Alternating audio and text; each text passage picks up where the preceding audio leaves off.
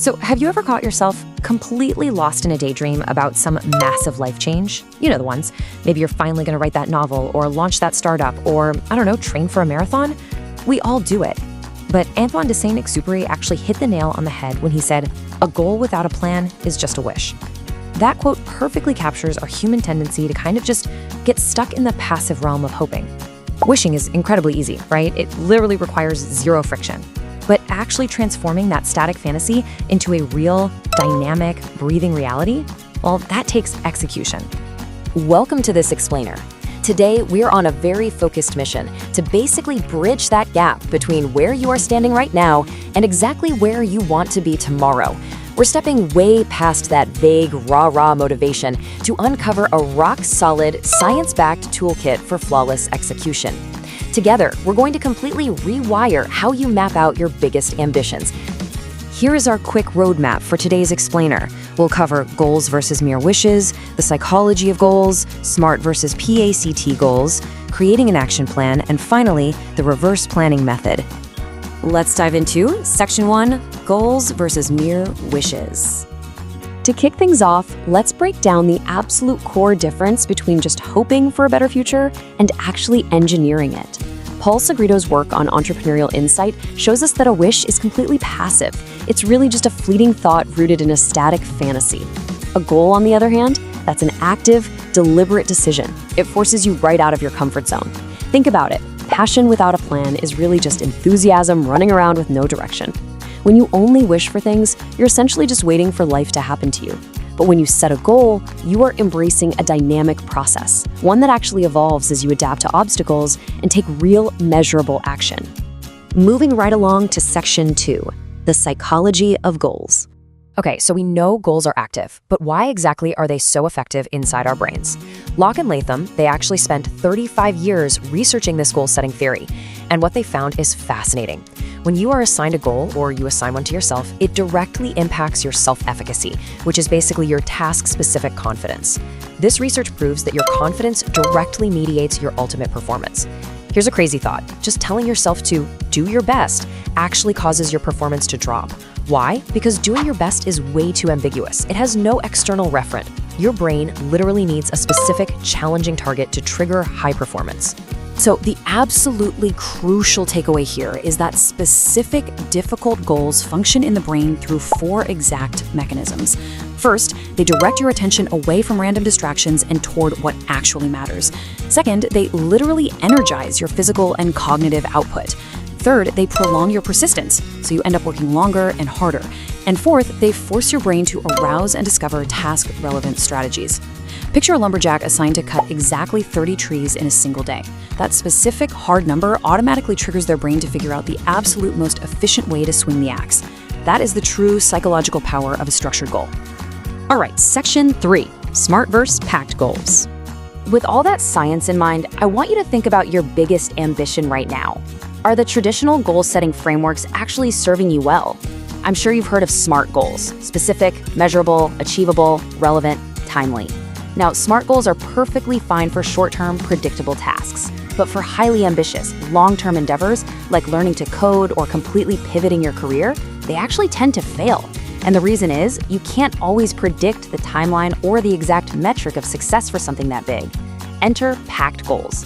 This is an alternative framework that prioritizes continuous growth. PACT stands for purposeful, actionable, continuous, and trackable. PACT goals are far superior for massive ambitions because they shift your focus entirely away from future outcomes you can't control and onto present outputs that you absolutely can control. Let's put this into perspective. If your SMART goal is to get 5,000 subscribers in 25 weeks, well, you can't actually control if people click subscribe, right? That metric is totally out of your hands, which can lead to rapid demotivation when the numbers don't climb fast enough. But if you shift that to a PACT goal, like, say, publishing 25 newsletters over the next 25 weeks, your focus turns to a trackable yes or no daily action. Did you publish the newsletter today? Yes or no? It's actionable, it's continuous, and honestly, it prevents that awful choice paralysis because your daily task is incredibly clear.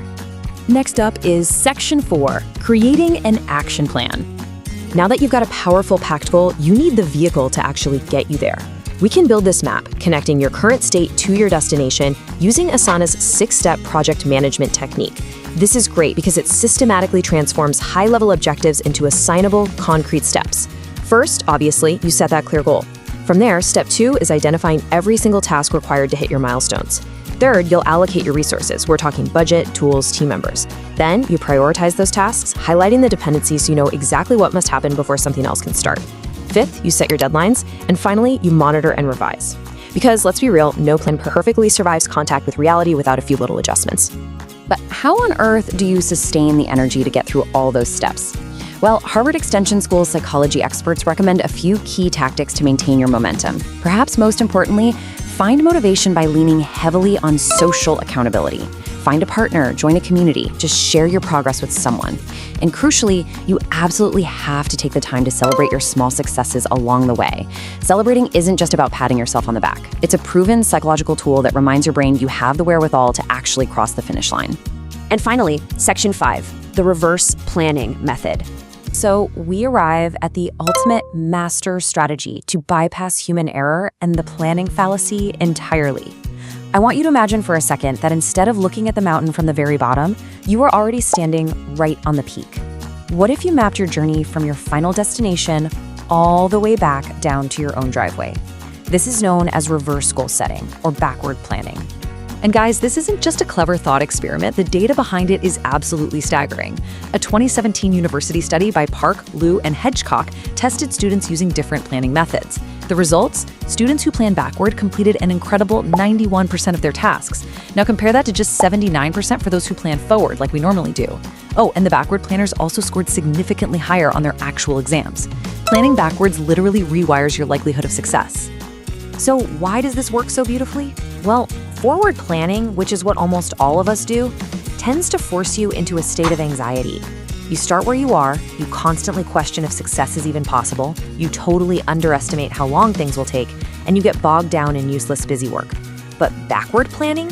It forces you to assume success right out of the gate. You start at the finish line. Because you already assume the goal is achieved, your brain naturally filters out the irrelevant steps. It creates a highly realistic timeline and drastically reduces that cognitive ambiguity that usually completely kills our follow-through. So how do you actually do it? Let's walk through the 5 exact steps of reverse goal setting. Step 1, define your ultimate goal with crystal clear specificity. From there, step 2 is to work backward to identify your key milestones. At each stage, ask yourself, okay, what has to happen right before this? For step 3, you're going to build your timeline from the end back to the start, and make sure you add a 30 to 50% buffer for inevitable delays. Moving to step 4, identify your resources, but more importantly, spot the bottlenecks early. You want to see the roadblocks from a mile away so they don't derail your progress. And finally, step 5, take action and track your progress based on those reverse-engineered milestones.